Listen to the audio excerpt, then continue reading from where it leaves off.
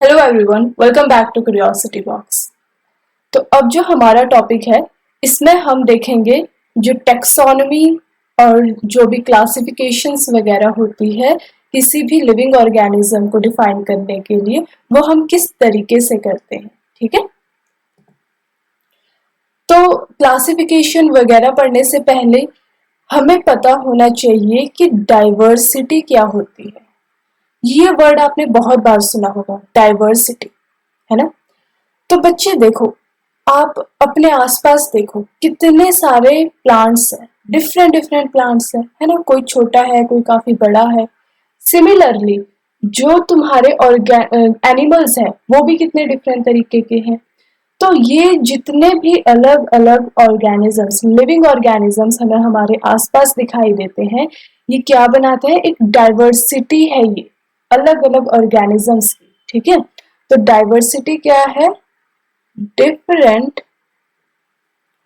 organisms या living organisms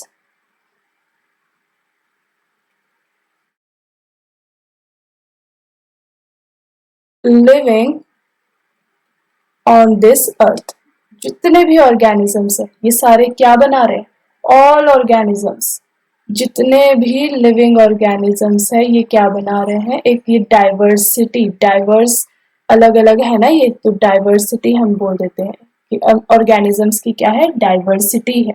ठीक है, अब देखो आपको कितने डिफरेंट डिफरेंट ऑर्गेनिजम्स दिखाई देते हैं और सारे एक दूसरे से अलग अलग है, सबका कोई ना कोई अलग अपना फीचर है। तो ये क्या है, डाइवर्सिटी है। ठीक है, तो हमारे जो वर्ल्ड है, इसमें कुछ 1.7 से लेके 1.8 मिलियन ऑर्गेनिजम्स अब तक हम डिस्कवर कर चुके हैं। और ये जो ऑर्गेनिजम्स है, ऐसा नहीं है कि हमने सारे ऑर्गेनिजम्स को हमने डिस्कवर कर चुके हैं, ऐसा नहीं होता। हमेशा कोई ना कोई नया ऑर्गेनिज्म हम डिस्कवर करते रहते हैं, कोई नया प्लांट आ जाता है, कोई नया एनिमल हमें दिख जाता है। उसके बाद जब भी हमें कोई नया ऑर्गेनिज्म, नया प्लांट हो गया, नया एनिमल हो गया, जब हमें पता लग जाता है कि हाँ ये तो एक न्यू मैंने डिस्कवर कर दिया, उसके बाद उस जो नए ऑर्गेनिज्म है उसकी हम क्लासिफिकेशन करते हैं। ठीक है, तो अब आपको क्लियर हो गया कि डाइवर्सिटी क्या होती है। ओके, तो जैसे मैंने बोला था कि अगर हमें कोई नया ऑर्गेनिज्म दिख जाता है, सपोज कर लो मुझे एक ये बर्ड दिखा, और ये बर्ड मैंने कहीं पे भी पहले देखा नहीं हुआ है। ठीक है, तो मुझे लगा यार ये तो कोई न्यू बर्ड है, ये मैंने कभी भी आसपास अपने नहीं देखा है, तो ये क्या है, क्या चीज हो सकती है। तो मैं क्या करूंगी, किसी ऐसे टेक्सोनोमिस्ट के पास जाऊंगी, किसी साइंटिस्ट के पास जाऊंगी जो मुझे बता पाएगा कि ये जो बर्ड है कि ये डिस्कवर हो चुका है या फिर ये कोई नया बर्ड है। ठीक है, अब सपोज कर लो, मान लेते हैं कि ये बर्ड मैंने, एक नया बर्ड है, पहले किसी ने भी इसे नहीं देखा। तो साइंटिस्ट क्या करेंगे, इसकी क्लासिफिकेशन करेंगे। ठीक है, तो किस तरीके से, देखो सबसे पहले तो इस बर्ड को, इस नए ऑर्गेनिज्म को आइडेंटिफाई किया जाएगा। आइडेंटिफाई करने का मतलब इसके फीचर्स देखे जाएंगे। ठीक है, कि ये किस तरीके से दिखता है बाहर से। देखो इसकी चोंच काफी बड़ी है, ठीक है, और इस तरीके से कर्व्ड भी है। इसके जो विंग्स है वो कुछ इस तरीके से है, कलर इसका ये है। तो हमें जो जो चीजें दिखाई दे रही है, जो जो हमें फीचर्स, कैरेक्टर्स दिखाई दे रहे हैं, उनको हम आइडेंटिफाई कर लेंगे। ठीक है, उसके बाद हम देखेंगे इसका नोमेनक्लेचर, इसका फिर हम एक नाम रखेंगे, क्योंकि ऐसे तो हमें पता नहीं लगेगा ना क्या है, कुछ ना कुछ नाम तो रखना पड़ेगा। तो इसका जो नाम हम रखेंगे, वो हम इसके फीचर्स पे, जो इसको दिखाई दे रहे हैं, इसके जो कलर वगैरह है, उसके हम बेसिस पे हम नेम रख देंगे। ठीक है, जो जो भी इसका फीचर है, उसके बाद हम कर देंगे इसकी क्लासिफिकेशन। राइट, क्लासिफिकेशन में हम देखेंगे कि ये एनिमल है या प्लांट, किस कैटेगरी में आता है। ठीक है, कौन सा एनिमल, एनिमलिया के कौन से कैटेगरी में आता है, बर्ड है तो कौन सी कैटेगरी में आता है। तो उसके बाद हम इसकी क्लासिफिकेशन करेंगे। तो बच्चों ये जो क्लासिफिकेशन है ना, तो सबसे पहले जो क्लासिफिकेशन थी वो कैरोलस लीनियस ने दी थी। ठीक है, तो लीनियस एक साइंटिस्ट था जिसने सबसे पहले बाइनोमियल क्लासिफिकेशन दी थी। बाइनोमियल नोमेनक्लेचर भी बोल देते हैं। देखो बाइनोमियल नोमेनक्लेचर क्या होता था, बाई मतलब होता है दो, ठीक है। उसने बोला कि देखो साइंटिस्ट, अब बाइनोमियल नोमेनक्लेचर की क्यों जरूरत पड़ी, पहले तो हम ये समझते हैं। सपोज कर लो आपके पास मैंगो है, ठीक है। आप रहते हो इंडिया में, तो इंडिया में मैंगो को हम आम भी बोलते हैं। लेकिन अगर आप बाहर इंग्लैंड में जाओगे तो उन्हें क्या आम पता होगा कि आम क्या है? नहीं, वो मैंगो को क्या बोलते हैं, वो मैंगो बोलते हैं, ठीक है। उसी तरीके से अगर आप किसी और रीजन में चले जाओगे, वहां मैंगो का नाम हो सकता है कुछ और हो। तो आपने देखा है कि है तो मैंगो ही, है तो आम ही, लेकिन अलग अलग जगह में उसका अलग अलग नाम है। अब ऐसे तो हम कंफ्यूज भी हो सकते हैं ना, अगर वो बोलेंगे मैंगो खा लो और हमें पता ही नहीं कि मैंगो क्या होता है, लेकिन हमें ये पता है कि आम, हमारा जहां हम रहते हैं वहां पे उसे आम बोलते हैं। तो इसलिए कंफ्यूजन को दूर करने के लिए अब साइंटिस्ट तो पूरे वर्ल्ड में है, तो साइंटिस्टों ने सोचा कोई ना कोई ऐसा हमें ऑर्गेनिज्म का नेम रखना पड़ेगा जो पूरी दुनिया में चलेगा, ठीक है।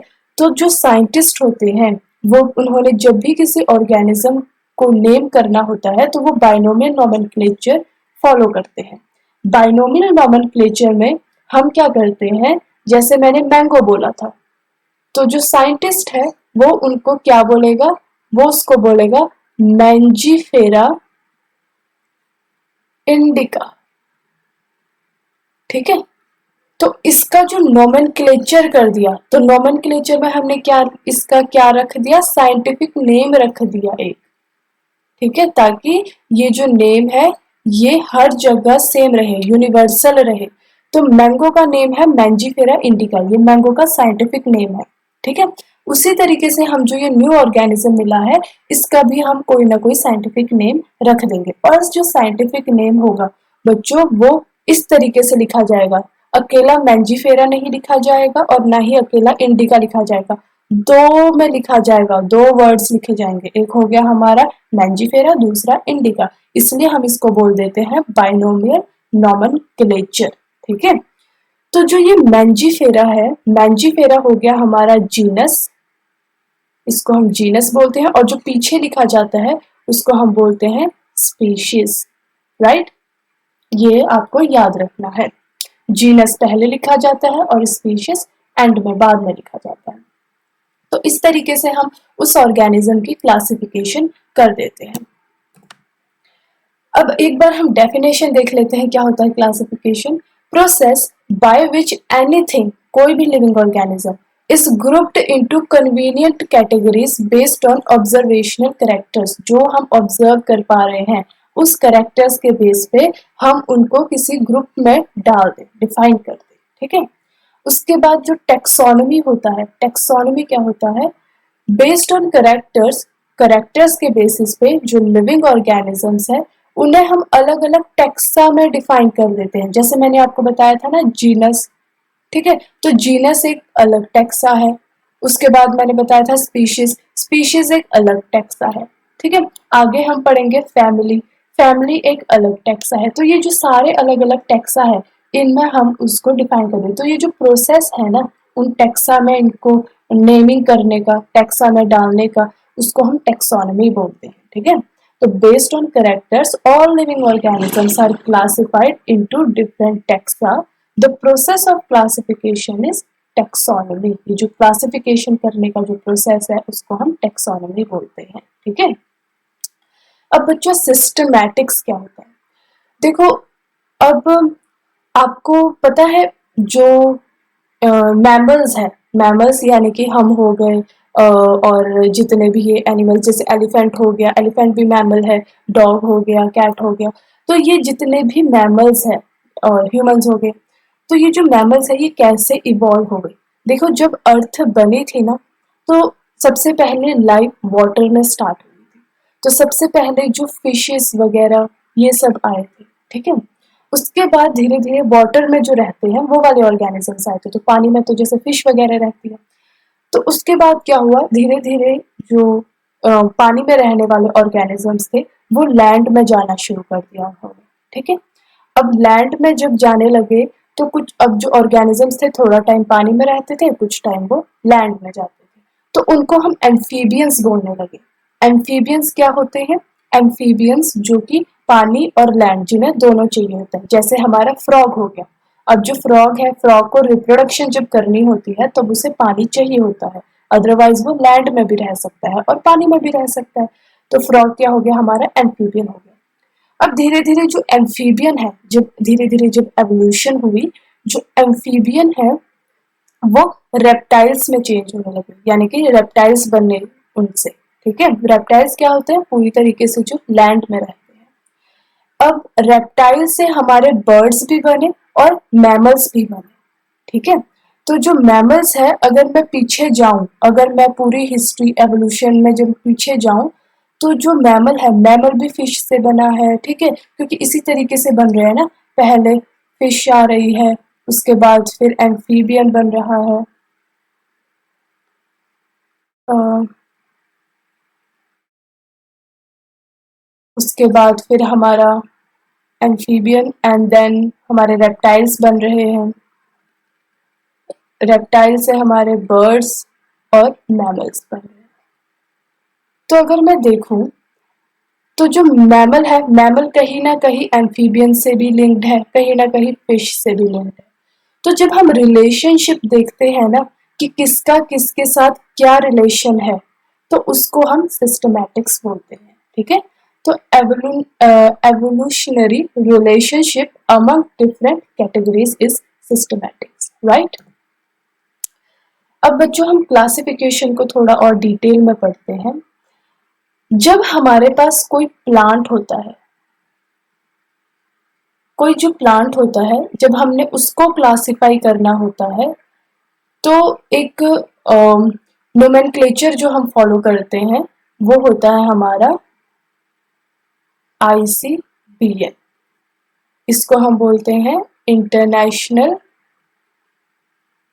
International code of botanical nomenclature. यानी कि कोई भी मुझे नया प्लांट मिला तो ऐसे नहीं मैं अपनी मर्जी से उसका जो मर्जी नाम रख दूं। मुझे ये जो बोटेनिकल नोमेनक्लेचर है, जो international code of botanical nomenclature है, इसके मुझे स्टेप्स फॉलो करने पड़ेंगे, इसकी गाइडलाइंस फॉलो करनी पड़ेगी, ठीक है। उसी तरीके से अगर कोई ऑर्गेनिज्म, मुझे एनिमल मिला है, कोई नया एनिमल मिला है और मुझे उसकी क्लासिफिकेशन करनी है, तो मैं इसको फॉलो करूंगी, international code of zoological nomenclature, right. तो अब क्लासिफिकेशन देखते हैं किस तरीके से की जाती है। अगर सपोज कर लो मुझे ह्यूमंस की क्लासिफिकेशन करनी है, तो सबसे पहले मैं क्लासिफिकेशन, देखो बच्चे, हमने उसको अलग अलग टेक्सा में डिवाइड किया हुआ है। मैंने बताया था ना, जो अलग अलग करेक्टर्स के बेसिस पे उसके क्या करेक्टर्स हमें दिखाई दे रहे हैं, हम टेक्सा में डिवाइड कर देते हैं। तो मैंने बोला था जीनस भी एक टेक्सा है, स्पीशीज भी एक टेक्सा है। तो ये देखो, genus, species, family, order, class, phylum, ये सारे अलग अलग टेक्सा है। और जब हम इस टेक्सोन जब हम ये टेक्सा को, जब हम ये क्लासिफिकेशन करते हैं, इसको हम, इसकी स्टडी को हम वो क्लासिफिकेशन बोलते हैं, क्लासिफिकेशन हम कर रहे हैं। तो अब जो टेक्सोनॉमी में सबसे पहले हम किसी ऑर्गेनिज्म का किंगडम देखते हैं कि कौन सी किंगडम से ये बिलोंग करता है। अब जैसे मैंने ह्यूमंस की एग्जांपल दी, तो मैं देखूंगी कि ह्यूमन जो है वो कौन से किंगडम को बिलोंग कर रहा है। तो मैं क्या करूंगी, मैं देखूंगी कि किंगडम में आने के लिए, जो किंगडम है, जो भी ह्यूमन का किंगडम है, उसमें आने के लिए क्या क्या फीचर्स चाहिए। अब मैं देखूंगी कि जो ह्यूमंस है वो अपने आप मूव कर सकता है, तो ये एनिमल एनिमल किंगडम में आएगा। उसके बाद फाइलम में देखूंगी, एनिमल किंगडम, देखो हम क्या करते हैं, ग्रुप ग्रुप कर देते हैं कि चलो एनी जो ह्यूमंस है वो इस किंगडम में आ गया। फिर उसके बाद और डिटेल में पढ़ते हैं, फिर उसको और कैटेगरी में डिवाइड करते हैं, ठीक है। तो फिर नीचे कौन सा आएगा, फाइलम। फाइलम मैं जो ह्यूमंस का फाइलम है वो है कॉर्डेट, और कॉर्डेट के क्या कैरेक्टरिस्टिक होते हैं कि इनकी बैकबोन होती है, ह्यूमंस की भी बैकबोन होती है, तो हमने बता दिया कि इसका जो फाइलम है वो है कॉर्डेटा। ठीक है, उसके बाद हमने क्या किया, फिर और ज्यादा उसको डिटेल में स्टडी किया, फिर हमने देखा कि यार इसके फर भी है और हेयर भी है और मेमोरी ग्लैंड भी है। ठीक है, अब जब मेमोरी ग्लैंड्स जब होते हैं तब वो किनके होते हैं, मेमोरी ग्लैंड सिर्फ और सिर्फ मैमल्स के, तो इसकी क्लास कौन सी होगी, मैमल्स। उसके बाद ऑर्डर जब हमने देखा तो हमने देखा कि इसके कॉलर बोन्स भी है और फिंगर्स भी है जो कि ग्रेस्प इस तरीके से पकड़ भी लेते हैं, तो ये क्या हो गया, प्राइमेट्स। उसके बाद हमने फैमिली देखी, फैमिली होमिनिड, जीनस होमो और स्पीशीज सेपियंस। ठीक है, तो स्पीशीज जो होगी वो सेपियंस होगी। तो इस तरीके से हमने ह्यूमंस की कंप्लीट क्लासिफिकेशन कर दी, राइट। तो अब ये क्लासिफिकेशन क्यों जरूरी होती है? देखो बच्चे, क्लासिफिकेशन इसलिए जरूरी होती है ताकि हमारे पास इतने सारे ऑर्गेनिजम्स हैं, अब हर ऑर्गेनिज्म को हमें बहुत ही डिफिकल्ट हो जाएगा उसको पढ़ना, उसके करेक्टर्स को पढ़ना, इसलिए हम क्लासिफिकेशंस कर देते हैं ताकि हमारे लिए इजी हो जाए उसको स्टडी कर। ठीक है, तो इसकी स्टडी के लिए हमने कुछ टेक्सोनॉमिकल